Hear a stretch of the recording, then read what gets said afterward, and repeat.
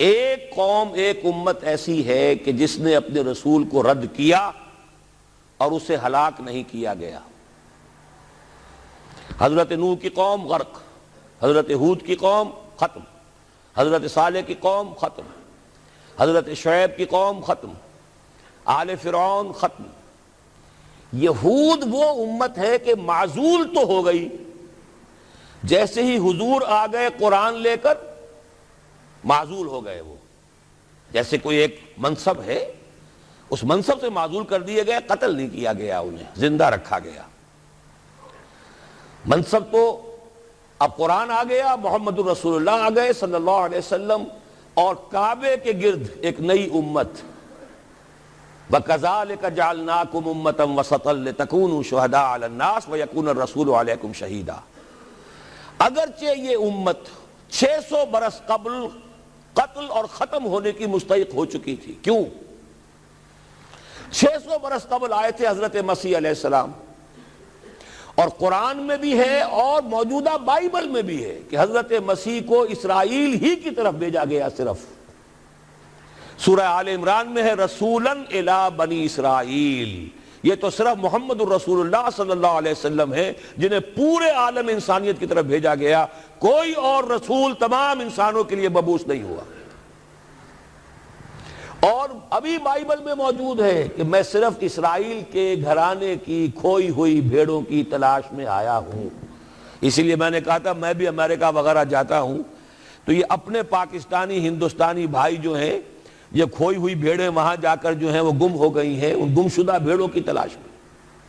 تو اس کو اچھی طرح سمجھ لیجئے، حضرت مسیح کی بعثت تھی بنی اسرائیل کی طرف، اور بنی اسرائیل نے نہ صرف یہ کہ ان کو مانا نہیں، بلکہ الٹا اپنے بس پڑتے سولی پر چڑھا دیا۔ اپنے بس پڑتے، اس میرے الفاظ کو نوٹ کر لیجئے، گویا کہ یہ اب اس عذاب استیصال، آخری ہلاکت والے عذاب کے مستحق ہو گئے۔ لیکن یہ پوری انبیاء اور رسل کی تاریخ میں ایک استثناء ہے کہ اس میں جیسے آج کل ہم کہتے ہیں ججمنٹ ریزروڈ، حضرت مسیح کو اللہ نے زندہ اٹھا لیا، یہود کے اوپر لعنت تو کر دی، ختم نہیں کیا۔ سمجھ رہے ہیں میری بات کو؟ سن 70 سے ان پر عذاب آیا، حضرت مسیح سن 33 عیسوی میں اٹھائے گئے۔ سن 70 میں عذاب آ گیا ٹائٹس رومی کے ہاتھوں، وہ ہیکل سلیمانی بھی پھر دوبارہ گر گیا اور انہیں نکال دیا گیا ڈائسپورا سن 70 سے، لیکن ختم نہیں کیا گیا۔ یہ استثناء ہوا ہے، کیوں ہوا ہے؟ یہ بات پھر دوسری میری آج کی گفتگو میں بڑی کڑوی بات ہے، بہت کڑوی بات ہے۔ یہ جو دوسری امت جو جس سے کہ میں اور آپ ہیں، اور جو بہترین امت ہے، کنتم خیر امت، یہ جب طرز عمل وہی اختیار کرے گی جو یہودیوں نے کیا تھا، ان کو سزا ان ملعونوں کے ہاتھوں دلوائی جائے گی۔ بات سمجھ لیجئے میری۔ آپ کو معلوم ہے پھانسی کا پھندا کون ڈالتا ہے؟ چوڑا۔ اور ہندوستان میں مجھے بتایا مولانا امین حسن اصلاحی صاحب نے، وہ مشرقی یوپی سے ان کا تعلق ہے، اعظم گڑھ سے، کہ ہمارے علاقے میں یہ رواج تھا کہ اگر کوئی راجپوت شخص کوئی بہت گھناونا کوئی کام کرتا تھا تو اس کو جوتے لگواتے تھے چمار کے ہاتھوں۔ راجپوت کے سر پر راجپوت کا جوتا پڑا تو چلیے جوتا تو ہے، لیکن ہے تو راجپوت کا۔ لیکن جب راجپوت کے سر پر چمار کا جوتا پڑتا تھا، جسے انگریزی میں ہم کہتے ہیں to add insult to injury, ایک تو تکلیف ہو رہی ہے جوتے کی، اور ایک انسلٹ ہو رہی ہے کہ چمار کا جوتا ہے، تو یہ گویا کہ بدترین سزا ہو گئی۔ یہ امت جتنی اونچی ہے، جس کے رتبے ہے سوا، اس کی سوا مشکل ہے، جس کا مقام بلند ہے اسی اعتبار سے ان کو پھر سزا بھی سخت ملتی ہے۔ صاف فرما دیا اللہ تعالیٰ نے سورہ احزاب میں، اے نبی کی بیویوں تم عام لوگوں کی طرح نہیں ہو، لستم کاحد من النساء، لستن کاحد من النساء، اگر تم نے کوئی غلط حرکت کی دوہرا عذاب ملے گا۔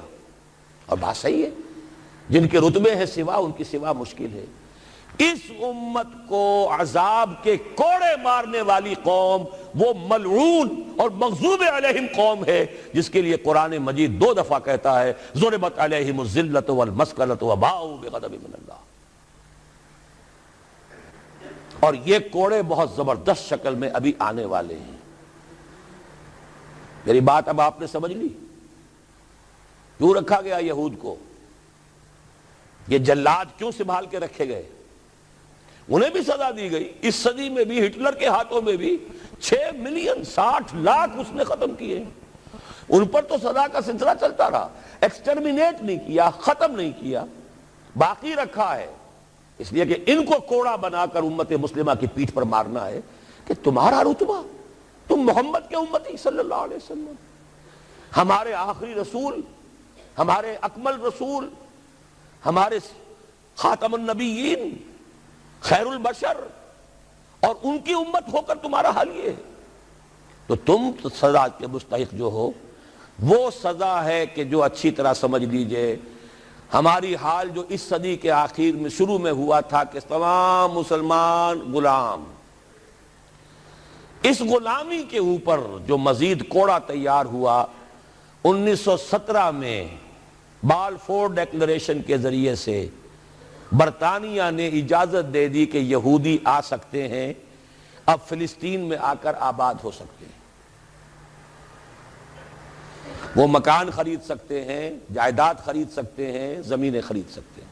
1971 اس پر اندیشہ تھا کہ کہیں اگر خلیفہ عثمانی نے جہاد کا اعلان کر دیا, اس لیے کہ سلطان عبد الحمید کو بڑی سے بڑی رشوتیں پیش کر کے دیکھ لیا تھا انہوں نے کہ یہ جو ہمارے اوپر پابندی ہے کہ ہم فلسطین میں آباد نہیں ہو سکتے, جو کہو ہم تمہیں دولت دینے کو تیار ہے, یہ پابندی ختم کر دو.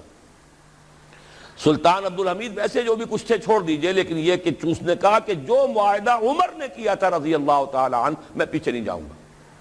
لہذا خلافت ختم کروا دی, اور کروائی کس کے ہاتھوں؟ ایک مسلمان کے ہاتھوں. اس لیے کہ فری میسن تھا مصطفیٰ کمال پاشا, فری میسن. یہ سب یہودیوں کے ادارے. چاک کر دی ترک ناداں نے خلافت کی قبا, سادگی اپنوں کی دیکھ اوروں کی عیاری بھی دیکھ. ہندوستان میں ہنگامہ چل رہا ہے, تحریک چل رہی ہے, مسلمان ہجرت کر رہے ہیں اور سب کچھ ہو رہا ہے, اور ہندو بھی شامل ہو رہے ہیں خلافت کی تحریک میں, لیکن اب مدعی سست گواہ چست. جب مصطفیٰ کمال نے خود ختم کر دی تو سب پانی پڑ گیا آگ کے اوپر. اب کیا بولیں, کس کو برا کہیں؟ اس کے بعد 1948 میں ان کی ریاست قائم ہو گئی اسرائیل. کتنے برس بعد؟ ریاست تو خیر اس وقت بھی ان کی نہیں تھی جبکہ ٹائٹس نے ختم کیا ہے, وہ تو بہت پہلے کی بات تھی. تقریباً 2000 سال بعد اسرائیل 1967 میں جنگ کروائی, اور یہ بالکل صدام کی طرح کا مسئلہ تھا. 1967 کی جنگ میں ایک سازش تھی. انہوں نے بطور مہرہ استعمال کیا جمال عبد الناصر کو, جس نے اچانک جو ہے ایلات کی بندرگاہ کو بلاک کر دیا. 1967 اس پر جھپٹا مارا ہے اسرائیل نے. ادھر سے سینائی لے لیا, ادھر سے گولان ہائٹس لے لیے, ادھر سے جو ہے West Bank of Jerusalem, West Bank of Jordan لے لیا. یہ 67 کی بات ہے. پھر عالم عرب میں ایک ملک ذرا نکلنے لگا تھا کہ شاید ایک کے پاس پیسہ بہت تھا, لیبیا کے پاس, وہ مدد کر سکتا تھا کسی مسلمان ملک کی کہ وہ ایٹم بم بنا لے. 2 ملک ایسے تھے, ایک غیر عرب, ایک عرب. عراقیوں کے پاس کچھ صلاحیت معلوم ہو رہی تھی کہ کچھ دانت شاید نکل آئیں, جیسے دودھ کے دانت ہوتے ہیں تو شاید ایٹمی دانت نکل آئیں. وہ بھرکس ان کا نکالا ہے. ایک دفعہ جا کر آپ کو یاد ہوگا ہوائی جہاز گئے اور سب کا تہس نہس کر کے آ گئے, اور وہ سخت جان قوم نکلی, انہوں نے پھر کچھ بنا لیا. تو پھر وہی 100 دام جال, پھر وہ 100 دام جو ہے جال کی شکل بچھا کر, اور جو پھنسایا ہے تو اگلا پچھلا کھایا پیا سارا اگلوا لیا. نتیجہ کیا نکلا؟ جنگ خلیج کے بعد اب عالم عرب پورا کا پورا اسرائیل کے سامنے سرنگوں ہے. وہ شاہ حسن ہو یا شاہ حسین ہو, کچھ تو پہلے ہی اپنے تھے، چاہے شاہ فہد ہوں اور چاہے حسنی مبارک ہوں، اب رہ کون گیا؟ اس سے بڑی ذلت کوئی ہے؟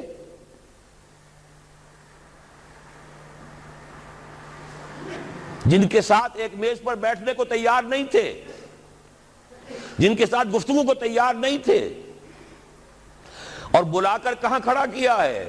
آؤ میڈرڈ میں، اسپین میں آؤ، اسپین سے شروع کروائیں گفتگو۔ اور اسپین کون سی جگہ ہے؟ مسلمانوں کا دنیا میں سب سے بڑا قبرستان، جہاں 800 برس حکومت کی اور پھر ایک ایک بچہ ختم کر دیا گیا، نام و نشان مٹا دیا گیا۔ 1492 میں فال آف گرینیڈا ہوا ہے، سقوط غرناطہ، اور 1992 میں ٹھیک 500 برس بعد یہ نیگوسیشن شروع ہوئی ہیں میڈرڈ کے اندر۔ اور اب جو صورتحال ہو رہی ہے، آپ اخبارات میں پڑھ رہے ہوں گے، وہ نام نہاد صلح کو توڑنے کے اوپر تلا بیٹھا ہوا اسرائیل۔ کیا ہوگا؟ ابھی میں ادھر جانا نہیں چاہتا۔ بہت بڑا ہنگامہ آ رہا ہے، بہت بڑا ہنگامہ آ رہا ہے، اور سب سے بڑا یہ عذاب کا کوڑا جو ہے یہودیوں کے ہاتھوں کس پر پڑے گا؟ عربوں پر۔ کیوں پڑے گا؟ اس لیے پڑے گا کہ اس امت مسلمہ میں عربوں کی فضیلت سب سے اونچی ہے۔ اصول تو وہی ہے، جن کے رتبے ہیں سوا ان کی سوا مشکل ہے۔ عرب کون ہیں؟ جن میں سے حضور تھے صلی اللہ علیہ وسلم۔ یہ رتبہ بلند ملا جس کو مل گیا، ہر مدعی کے واسطے دار و رسن کہاں۔ عرب کون ہیں؟ جن کی مادری زبان میں اللہ کا کلام ہے۔ مجھے اور آپ کو 100 پاپڑ بیلنے پڑیں گے قرآن کو سمجھنے کے لیے، ہماری بہت عظیم اکثریت تو پھر بھی نہیں سمجھ سکے گی، ترجمے پڑھ لے گی زیادہ زیادہ، اور کیا کرے گی؟ ان کی مادری زبان۔ انہوں نے جب پیٹھ دکھائی اور اس صدی میں کولونیل رول سے آزاد بظاہر ہو جانے کے باوجود کسی نے قبلہ راست کردم، کسی نے وہ قبلہ کر لیا واشنگٹن کی طرف، کسی نے کر لیا ماسکو کی طرف، تو بدترین سزا کے وہی مستحق ہیں۔ اور جان لیجئے کہ وہ ہولوکاسٹ مڈل ایسٹ میں آنے والا ہے، آرمگڈون، الملحمۃ العظمیٰ۔ میں نے یہ ساری چیزیں اپنی ایک کتاب میں لکھ دی ہیں، سابقہ اور موجودہ مسلمان امتوں کا ماضی حال اور مستقبل۔ ایک موجودہ امت مسلمہ ہے ہم، ایک سابقہ امت مسلمہ ہے معزول شدہ، وہ ہیں یہود، اب بھی موجود ہیں، امت موسیٰ ہے، صاحب تورات ہے۔ ان کا ماضی کیا ہے، حال کیا ہے، مستقبل کیا ہے؟ مستقبل میں سب سے بڑا پیچ جو پڑنے والا ہے، جیسے پتنگوں کا پیچ ہوتا ہے، ان دو امتوں کا ہے۔ مڈل ایسٹ سب سے بڑی جنگ، تاریخ انسانی کی عظیم ترین جنگ کا میدان بنے گا، جس کو حضور نے نام دیا الملحمۃ العظمیٰ، عظیم ترین جنگ۔ احادیث موجود ہے میری اس کتاب کے اندر، حوالوں کے ساتھ ہے، ٹیکسٹ کے ساتھ ہے۔ ویل للعرب من شر قد اقترب، ہلاکت اور بربادی ہے عرب کے لیے اس شر سے جو قریب آ چکا ہے۔ لیکن اب یہ بات تو پھر میرے اور آپ کے لیے ذرا دور کی ہو گئی۔ تیسری کڑوی بات اب آ رہی ہے۔ ابھی تو عربوں کی بات تھی نا۔ 120 کروڑ میں نے آپ کو بتایا تھا کہ مسلمان دنیا میں ہیں، ان میں 20 پلس 22-23 ہوں گے عرب ہیں، باقی 1 ارب 100 کروڑ یہ کون ہے؟ نان عرب، امیین، امیین نہیں آخرین، امیین تو وہ عرب ہیں۔ ان میں سے بقیہ میں سے سب سے بڑی مجرم قوم میں اور آپ ہیں۔ ہندوستان کا مسلمان نہیں، انڈونیشیا کا نہیں، ایران کا نہیں، ترکستان کا نہیں، افریقہ کا نہیں۔ 20 کروڑ عرب اور 10 پلس 11 ہیں یا 12 کروڑ ہیں، کتنے بھی ہیں پاکستانی، نمبر 2 مجرم۔ کیوں؟ انہوں نے ایک ملک بنوایا اسلام کے نام پر، لاکھوں انسانوں کی جانیں گئیں، ہزارہا عصمتیں لوٹی، کتنا بڑا تبادلہ آبادی ہوا، کتنی مسلمان عورتیں ہندوؤں کے قبضے میں رہ گئی۔ کس نام پر؟ ہمیں اسلام کے لیے ملک چاہیے، قائد اعظم نے فرمایا ہم اس لیے پاکستان چاہتے ہیں کہ اسلام کے اصول حریت و اخوت و مساوات کا ایک نمونہ عہد حاضر میں پیش کریں۔ 50 برس ہو چکے ہیں، نوٹ کر لیجئے، 2 حساب ہیں نا، ایک ہے شمسی ایک ہے قمری۔ قمری کے حساب سے 50 برس ہو چکے، 9 مہینے زائد ہو چکے ہیں۔ شمسی حساب سے 50 برس میں 9 مہینے کم ہیں، بس اتنا ہی فرق ہے۔ اگلے اگست میں ہو جائے گا نا 50 برس کرسچین ایرا سے، 1997 1947 اگست تک کتنے مہینے رہ گئے؟ اور قمری حساب سے جو گزشتہ رمضان مبارک تھا اس کی 27ویں کو 50 مکمل ہو چکے، آگے 9 مہینے اور گزر چکے، ہم بالکل بیچ میں بیٹھے اس وقت۔ تو اسلام کہاں ہے؟ پاکستان بننے کے بعد ایمانداری سے دیکھیے کس چیز میں اضافہ ہوا ہے۔ بدمعاشی، عیاشی، جھوٹ،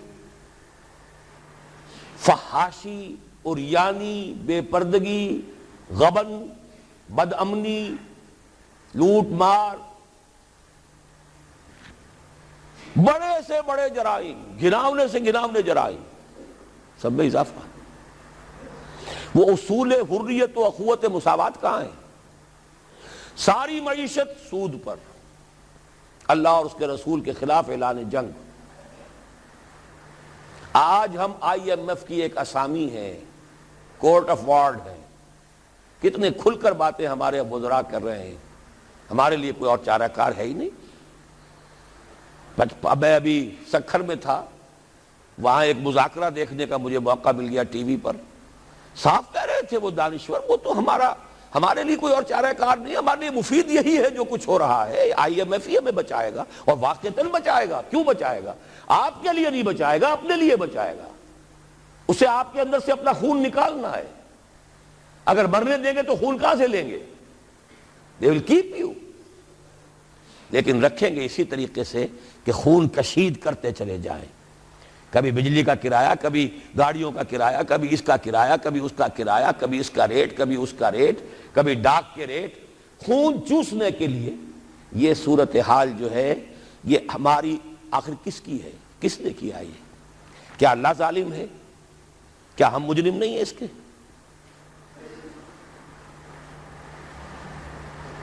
یہ اجتماعی جرم، اور کوئی ملک اسلام کے نام پر نہیں بنا، اچھی طرح نوٹ کر لیجئے۔ انڈونیشیا میں تحریک چلی، وہ ملائی نیشنلزم کے نام پر، ملے نیشنلزم۔ عربوں نے انگریزوں سے نجات حاصل کی، یا فرانسیسیوں سے، عرب نیشنلزم کے نام پر، العروبہ۔ صرف ایک ملک بنا تھا، پاکستان کا مطلب کیا؟ لا الہ الا اللہ۔